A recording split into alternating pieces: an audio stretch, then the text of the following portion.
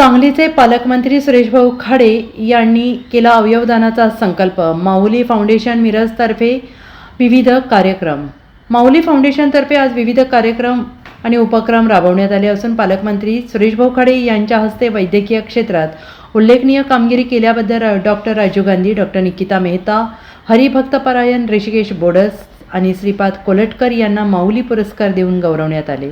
यावेळी प्रमुख पाहुणे जिल्ह्याचे पालकमंत्री तथा कामगार मंत्री doctor Sureshbhau Khade, doctor Vinod Paramshetti, doctor G S. Kulkarni, doctor Hema Sheetal Chaudhari यांच्या अध्यक्षतेखाली पार पडला. यावेळी डॉक्टर जीवनमाळी टॉक चिवटे, डॉक्टर साठे, माजी नगरसेवक गणेश माळी, माजी नगरसेवक अंकुश कोळेकर, सामाजिक कार्यकर्ते बाबासाहेब आळतेकर, मंदार वसगडेकर, अजित पोद्दार सह माऊली फाउंडेशनचे सर्व पदाधिकारी, कार्यकर्ते, रक्तदाते, अवयवदाते आणि नागरिक मोठ्या संख्येनं उपस्थित होते. Bureau report, SBN Marathi.